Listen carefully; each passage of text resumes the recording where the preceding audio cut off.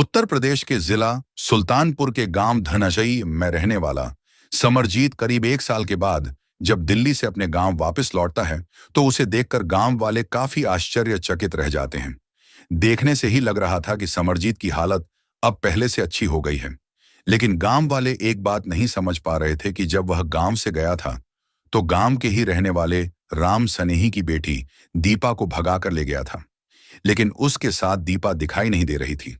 दरअसल दीपा और समरजीत के बीच काफी दिनों से प्रेम संबंध चल रहा था, जिसके चलते वह और दीपा करीब 1 साल पहले गांव से भाग गए थे।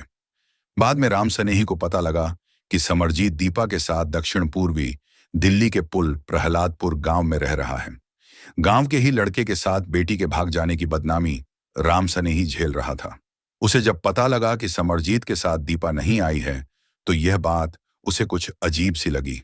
बेटी को भगाकर ले जाने वाला समरजीत उसके लिए एक दुश्मन था। इसके बावजूद भी बेटी की ममता उसके दिल में जाग उठी।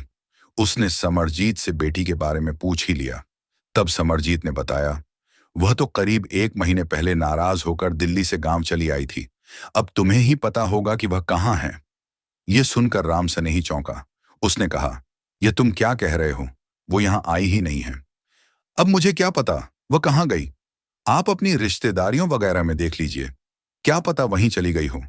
समरजीत की बात राम सनेही के गले नहीं उतरी। वह समझ नहीं पा रहा था कि समरजीत जो दीपा को कहीं देखने की बात कह रहा है, वह कहीं दूसरी जगह क्यों जाएगी। फिर भी उसका मन नहीं माना। उसने अपने रिश्तेदारों के यहाँ फोन करके दीपा के बारे में पता किया, लेकिन पता चला कि वह कहीं नहीं है। बात 1 महीना पुरानी थी। ऐसे में वह बेटी को कहाँ ढूंढे। बेटी के बारे में सोच सोच कर उसकी चिंता बढ़ती जा रही थी।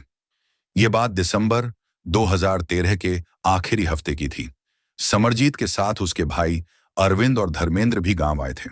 राम सनेही ने दोनों भाइयों से भी बेटी के बारे में पूछा, लेकिन उनसे भी उसे कोई ठोस जवाब नहीं मिला। 10 से 11 दिन गांव में रहने के बाद समरजीत दिल्ली लौट गया। बेटी की कोई खैर खबर न मिलने से राम सनेही और उसकी पत्नी बहुत परेशान थे। वह जानते थे कि समरजीत दिल्ली के पुल प्रहलादपुर में रहता है। वहीं पर उनके गांव का एक आदमी और रहता था।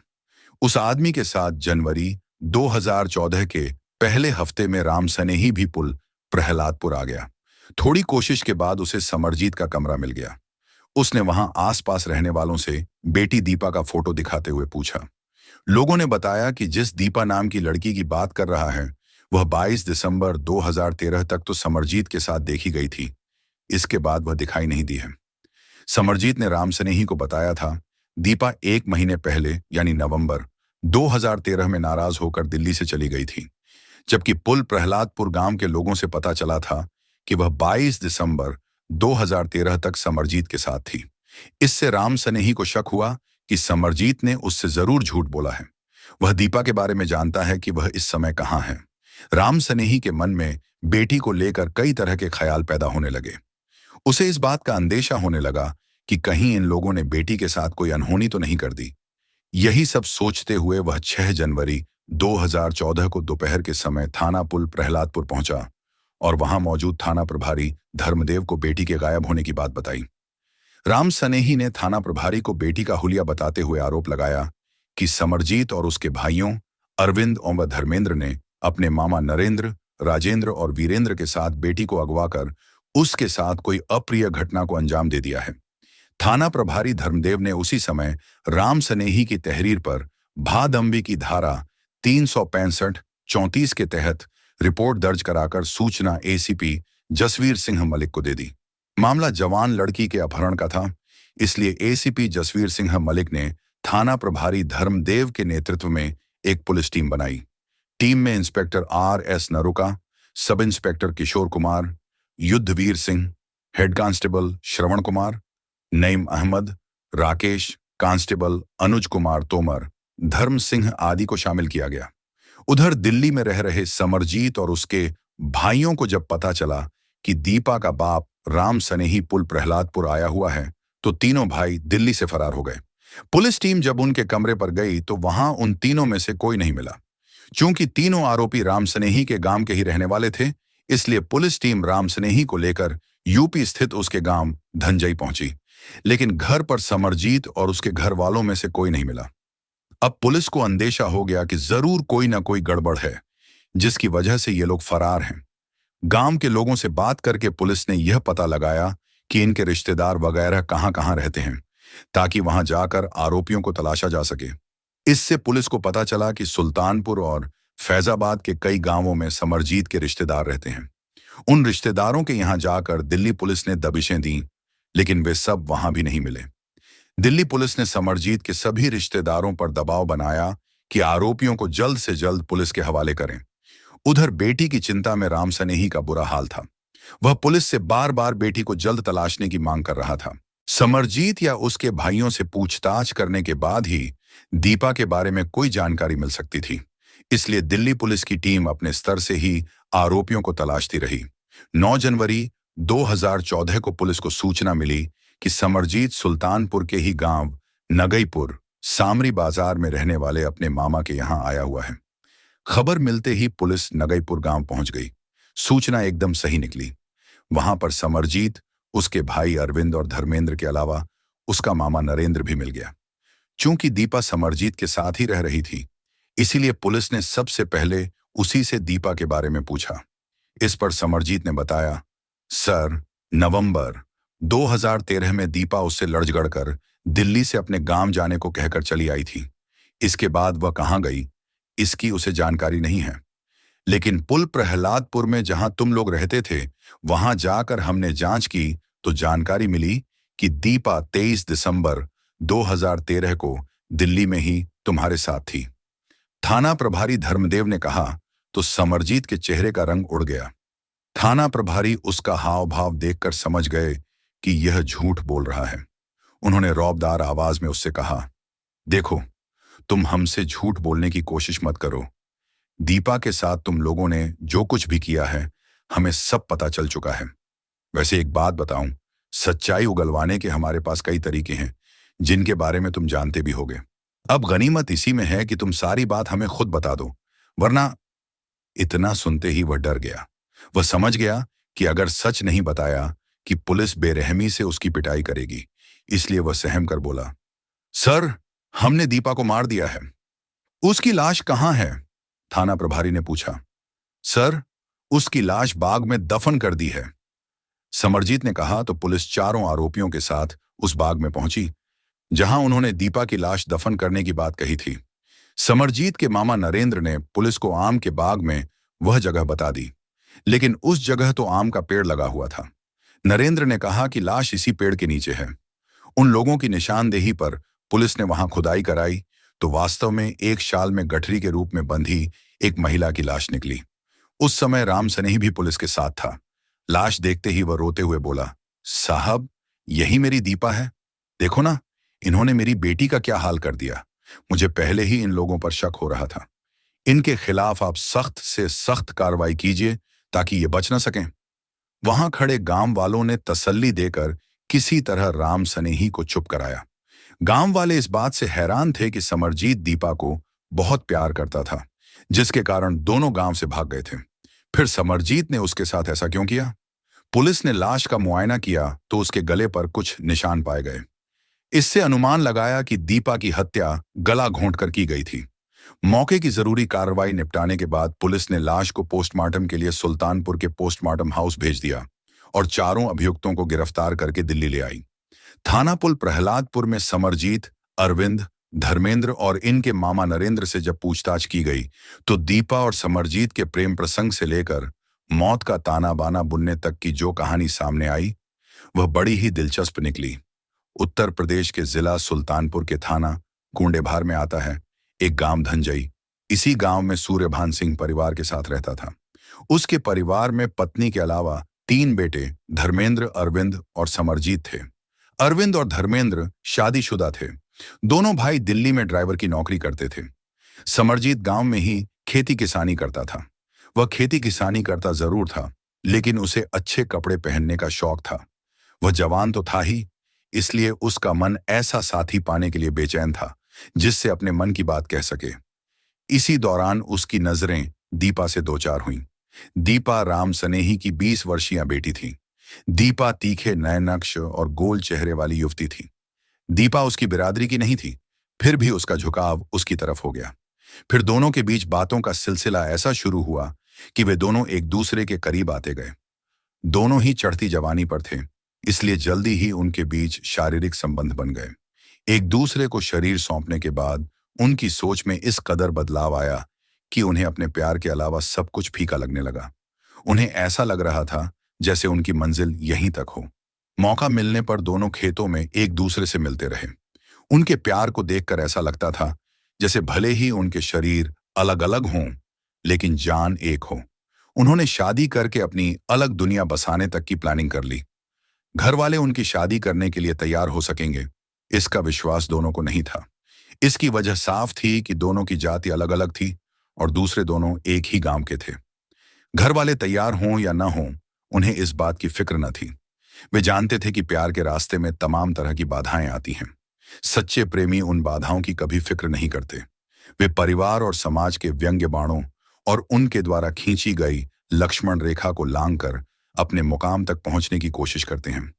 समरजीत और दीपा भले ही सोच रहे थे कि उनका प्यार जमाने से छिपा हुआ है, लेकिन यह केवल उनका भ्रम था।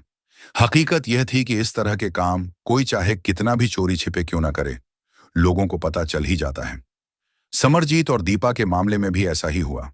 मोहल्ले के कुछ लोगों को उनके प्यार की खबर लग गई। फिर क्या था, मोहल्ले के लोगों से बात उड़ते उड़ते इन दोनों के घर वालों के कानों में भी पहुंच गई। समरजीत के पिता सूर्यभान सिंह ने बेटे को डांटा, तो वहीं दूसरी तरफ दीपा के पिता राम सनेही ने भी दीपा पर पाबंदियां लगा दी। उसे इस बात का डर था कि कहीं कोई ऐसी वैसी बात हो गई तो उसकी शादी करने में परेशानी होगी। कहते हैं कि प्यार पर जितनी बंदिशें लगाई जाती हैं, वह और ज्यादा बढ़ता है, यानी बंदिशों से प्यार की डोर टूटने के बजाय और ज्यादा मजबूत हो जाती है। बेटी पर बंदिशें लगाने के पीछे राम सनेही की मंशा यही थी कि वह समरजीत को भूल जाएगी। लेकिन उसने इस बात की तरफ गौर नहीं किया कि घर वालों के सो जाने के बाद दीपा अभी भी समरजीत से फोन पर बात करती है। यानी भले ही उसकी अपने प्रेमी से मुलाकात नहीं हो पा रही थी, वह फोन पर दिल की बात उससे कर लेती थी।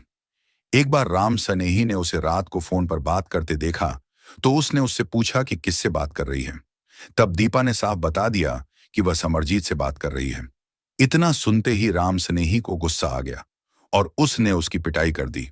राम सनेही ने सोचा कि पिटाई से दीपा के मन में खौफ बैठ जाएगा, लेकिन इसका असर उलटा हुआ।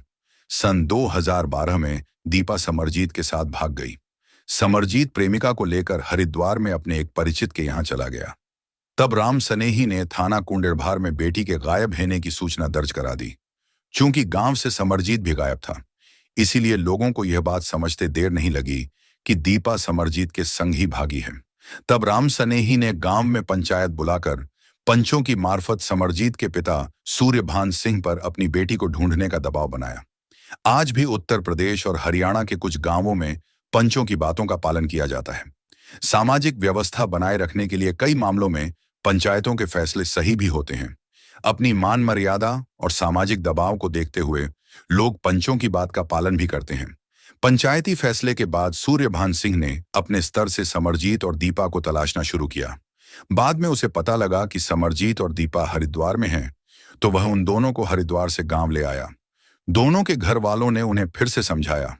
समरजीत और दीपा कुछ दिनों तक तो ठीक रहे, इसके बाद उन्होंने फिर से मिलना जुलना शुरू कर दिया।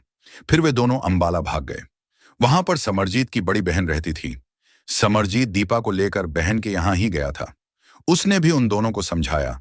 उसने पिता को इसकी सूचना दे दी। सूर्यभान सिंह इस बार भी उन दोनों को गांव ले आए। बेटी के बार बार भागने पर राम सनेही और उसके परिवार की खासी बदनामी हो रही थी। अब उसके पास एक ही रास्ता था कि उसकी शादी कर दी जाए। लिहाजा उसने उसकी फटाफट शादी करने का प्लान बनाया। वह उसके लिए लड़का देखने लगा। दीपा को जब पता चला कि घर वाले उसकी जल्द से जल्द शादी करने की फिराक में हैं, तो उसने आखिर अपनी मां से कह ही दिया कि वह समरजीत के अलावा किसी और से शादी नहीं करेगी। उसकी इस जिद पर मां ने उसकी पिटाई कर दी। इसके बाद 27 फरवरी 2013 को दीपा और समरजीत तीसरी बार घर से भाग गए। इस बार समरजीत उसे दिल्ली ले गया। दक्षिण पूर्वी दिल्ली के पुल प्रहलादपुर गांव में समरजीत के भाई धर्मेंद्र और अरविंद रहते थे। वह उन्हीं के पास चला गया। बाद में समरजीत और दीपा ने मंदिर में शादी कर ली। फिर उसी इलाके में कमरा लेकर पति पत्नी की तरह रहने लगे। पुल प्रहलादपुर में राम स्नेही के कुछ परिचित भी रहते थे। उन्हीं के द्वारा उसे पता चला कि दीपा समरजीत के साथ दिल्ली में रह रही है। खबर मिलने के बावजूद भी राम स्नेही ने उसे वहां से लाना जरूरी नहीं समझा। वह जानता था कि दीपा घर से 2 बार भागी और दोनों बार उसे घर लाया गया था। जब वह घर रुकना ही नहीं चाहती तो उसे फिर से घर लाने से क्या फायदा। समरजीत के भाई अरविंद और धर्मेंद्र ड्राइवर थे, जबकि समरजीत को फिलहाल कोई काम नहीं मिल रहा था। उसकी गृहस्थी का खर्चा दोनों भाई उठा रहे थे। समरजीत भाइयों पर ज्यादा दिनों तक बोझ नहीं बनना चाहता था, इसलिए कुछ दिनों बाद ही एक जानकार की मार्फत ओखला फेज 1 स्थित एक सिक्योरिटी कंपनी में नौकरी कर ली। उसकी चिंता थोड़ी कम हो गई। दोनों की गृहस्थी हंसी खुशी से चल रही थी। चूंकि समरजीत सिक्योरिटी गार्ड के रूप में काम कर रहा था, इसलिए कभी उसकी ड्यूटी नाइट की लगती थी तो कभी दिन की। वह मन लगाकर नौकरी कर रहा था, जिस वजह से वह पत्नी की तरफ ज्यादा ध्यान नहीं दे पा रहा था। इसका नतीजा यह निकला कि पास में ही रहने वाले एक युवक से दीपा के नाजायज संबंध बन गए। समरजीत दीपा को जीजान से चाहता था, इसलिए उसे पत्नी पर विश्वास था, लेकिन उसे इस बात की भनक तक नहीं लगी कि उसके विश्वास को धता बताकर वह क्या गुल खिला रही है। कहते हैं कि कोई भी गलत काम ज्यादा दिनों तक छिपाया नहीं जा सकता। एक न एक दिन किसी तरीके से वह लोगों के सामने आ ही जाता है। दीपा की आशिक मिजाजी भी एक दिन समरजीत के सामने आ गई। हुआ यह था कि एक बार समरजीत की रात की ड्यूटी लगी थी। वह शाम 7 बजे ही घर से चला गया था। दीपा को पता था कि पति की ड्यूटी रात 8 बजे से सुबह 8 बजे तक की है। जब भी पति की रात की ड्यूटी होती थी, दीपा प्रेमी को रात 10 बजे के करीब अपने कमरे पर बुला लेती थी। मौज मस्ती करने के बाद वह रात में ही चला जाता था। उस दिन भी उसने अपने प्रेमी को घर बुला लिया।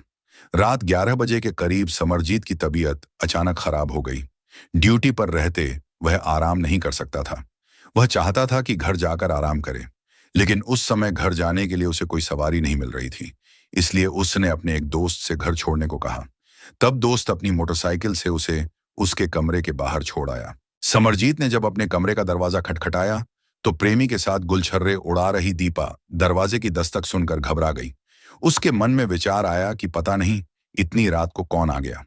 प्रेमी को बेड के नीचे छिपने को कहकर उसने अपने कपड़े संभाले और बेमन से दरवाजे की तरफ बढ़ी।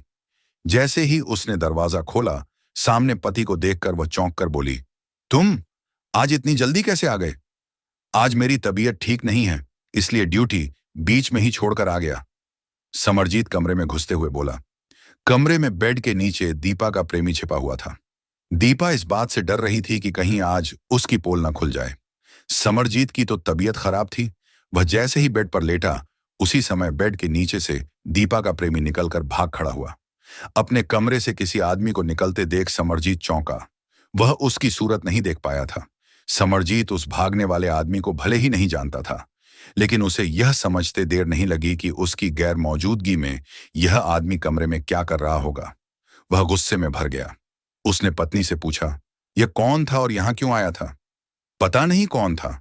कहीं ऐसा तो नहीं कि वह चोर हो, कोई सामान चुरा कर तो नहीं ले गया? दीपा ने बात घुमाने की कोशिश करते हुए कहा और संदूक का ताला खोलकर अपना कीमती सामान तलाशने लगी। तभी समरजीत ने कहा, तुम मुझे बेवकूफ समझती हो क्या?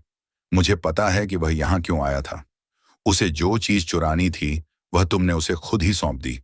अब बेहतर यह है कि जो हुआ उसे भूल जाओ। आइंदा यह व्यक्ति यहां नहीं आना चाहिए और न ही ऐसी बात मुझे सुनने को मिलनी चाहिए। पति की नसीहत से दीपा ने राहत की सांस ली।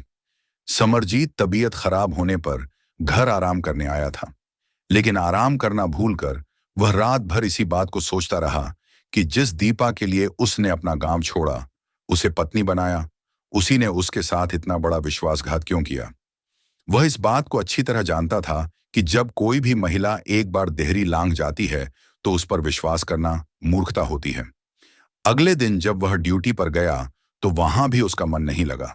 उसके मन में यही बात घूम रही थी कि दीपा अपने यार के साथ गुलछर्रे उड़ा रही होगी। घर लौटने के बाद उसने अपने भाइयों अरविंद और धर्मेंद्र से दीपा के बारे में बात की। ये बात उसने अपने मामा नरेंद्र को भी बताई। उन सभी ने फैसला किया कि ऐसी कुलच्छनी महिला की चौकीदारी कोई हर समय तो कर नहीं सकता। इसलिए उसे खत्म करना ही आखिरी रास्ता है। दीपा को खत्म करने का फैसला तो ले लिया, लेकिन अपना यह काम उसे कहां और कब करना है, इसकी उन्होंने योजना बनाई। काफी सोचने समझने के बाद उन्होंने तय किया कि दीपा को दिल्ली में मारना ठीक नहीं रहेगा, क्योंकि लाख कोशिशों के बाद भी वह दिल्ली पुलिस से बच नहीं पाएंगे। अपने जिला क्षेत्र में ले जाकर ठिकाने लगाना उन्हें उचित लगा। समरजीत को पता था कि दीपा सुल्तानपुर जाने के लिए आसानी से तैयार नहीं होगी। उसे झांसे में लेने के लिए उसने एक दिन कहा, दीपा, सुल्तानपुर के ही नगईपुर में मेरे मामा रहते हैं। उनके कोई बच्चा नहीं है और उनके पास जमीन जायदाद भी काफी है। उन्होंने हम दोनों को अपने यहाँ रहने के लिए बुलाया है। तुम्हें तो पता ही है कि दिल्ली में हम लोगों का गुजारा बड़ी मुश्किल से हो रहा है, इसलिए मैं चाहता हूं कि हम लोग कुछ दिन मामा के घर पर रहें। पति की बात सुनकर दीपा ने भी सोचा कि जब उनकी कोई औलाद नहीं है तो उनके बाद सारी जायदाद पति की ही हो जाएगी, इसलिए उसने मामा के यहाँ रहने की हामी भर दी। 23 दिसंबर 2013 को समरजीत दीपा को ट्रेन से सुल्तानपुर ले गया। उसके साथ दोनों भाई अरविंद और धर्मेंद्र भी थे। जब वे सुल्तानपुर स्टेशन पहुंचे, अंधेरा घिर चुका था। नगईपुर सुल्तानपुर स्टेशन से दूर था। नगईपुर गांव से पहले ही समरजीत के मामा नरेंद्र का आम का बाग था। प्लान के मुताबिक नरेंद्र उनका उसी बाग में पहले से ही इंतजार कर रहा था। बाग के किनारे पहुंचकर तीनों भाइयों ने दीपा की गला घोंटकर हत्या कर दी और बाग में ही गड्ढा खोदकर लाश को दफना दिया।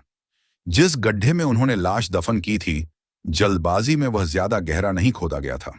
नरेंद्र को इस बात का अंदेशा हो रहा था कि जंगली जानवर मिट्टी खोदकर लाश न खाने लगें।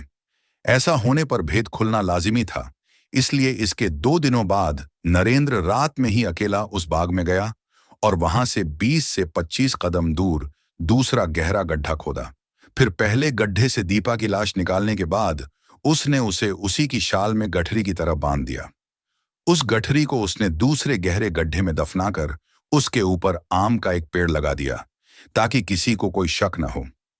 दीपा को ठिकाने लगाने के बाद वे इस बात से निश्चिंत थे कि उनके अपराध की किसी को भनक न लगेगी। ये जघन्य अपराध करने के बाद अरविंद और धर्मेंद्र पहले की ही तरह बंठन कर घूम रहे थे। उनको देखकर कोई अनुमान भी नहीं लगा सकता था कि उन्होंने हाल ही में कोई बड़ा अपराध किया है। गांव के ज्यादातर लोगों को पता था कि दीपा दिल्ली में समरजीत के साथ पत्नी की तरह रह रही है। जब उन्होंने समरजीत को गांव में अकेला देखा तो उन्होंने उससे दीपा के बारे में पूछा। जब दीपा के पिता राम सनेही को भी जानकारी मिली कि समरजीत के साथ दीपा गांव नहीं आई है, तो उसने उससे बेटी के बारे में पूछा। तब समरजीत ने उसे झूठी बात बताई कि दीपा 1 महीने पहले उससे झगड़ा करके दिल्ली से गांव जाने की बात कहकर आ गई थी। समरजीत की यह बात सुनकर राम सनेही घबरा गया था। फिर वह बेटी की छानबीन करने दिल्ली पहुंचा और बाद में दिल्ली के पुल प्रहलादपुर थाने में रिपोर्ट दर्ज करा दी। इसके बाद ही पुलिस अभियुक्तों तक पहुंची। पुलिस ने समरजीत, अरविंद, धर्मेंद्र और मामा नरेंद्र को अपहरण कर हत्या और लाश छिपाने के जुर्म में गिरफ्तार कर 9 जनवरी 2013 को दिल्ली के साकेत न्यायालय में महानगर दंडाधिकारी पवन कुमार की कोर्ट में पेश किया, जहां से उन्हें न्यायिक हिरासत में भेज दिया गया। दोस्तों, आप इस कहानी के बारे में क्या कहना चाहोगे? कमेंट्स करके बताएं और वीडियो को लाइक शेयर करते हुए चैनल को सब्सक्राइब जरूर करें। तो मिलते हैं फिर किसी अगली वीडियो में एक नई कहानी के साथ। तब तक के लिए धन्यवाद।